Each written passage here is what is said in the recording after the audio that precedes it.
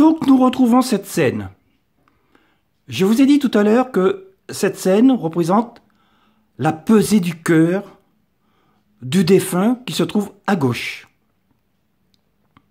Lors de la mort terrestre, le défunt descend dans ce que les Égyptiens anciens appelaient la droite pour être jugé, pour passer devant le tribunal d'Osiris.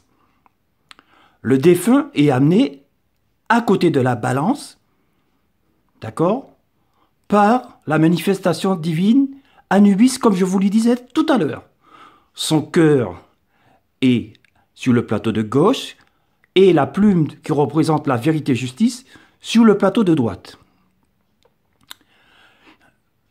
Si son cœur est plus lourd que la plume, le défunt subira ce qu'on appelle la seconde mort. Il retournera dans le néant. S'il y a équilibre, alors le défunt, on le retrouve à droite avec Horus.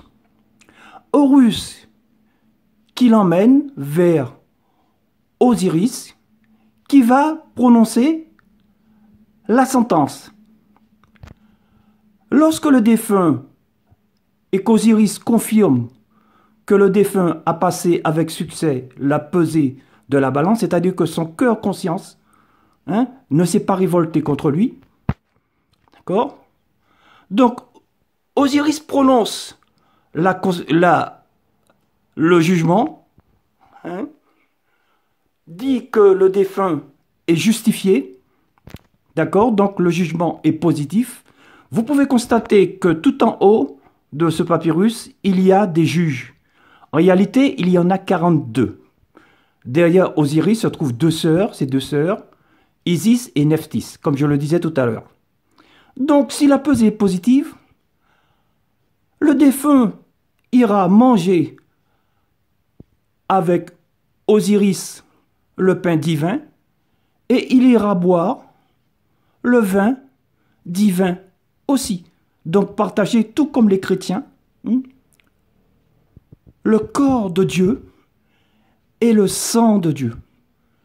Cette scène, les chrétiens l'ont reprise et l'ont appelée la psychostasie, c'est-à-dire la pesée de l'âme. Mais en réalité, la plupart des chrétiens ne connaissent pas ça. Ils savent qu'il y a un jugement dernier, ils savent qu'il y a une pesée de l'âme, mais ils ne savent pas que c'est en Afrique. Ils sont persuadés que ça vient des Juifs. Or, les Juifs n'ont jamais cru dans leur Torah. Je vous mets au défi, je mets au défi quiconque. Les Juifs n'ont jamais cru en la vie éternelle. Le Dieu Yahvé promettait simplement des malédictions ou des bénédictions. Il promettait des biens matériels. Il n'a jamais promis la vie éternelle.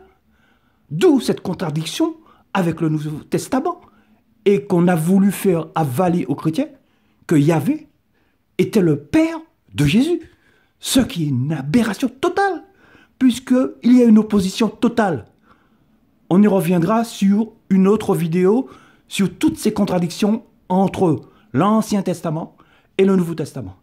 Il faut attendre les textes tardifs de l'Ancien Testament, c'est-à-dire que lorsque les Hébreux rentrent en contact avec les Égyptiens anciens, pour que les Hébreux puissent admettre cette histoire de la vie éternelle qui est totalement africaine.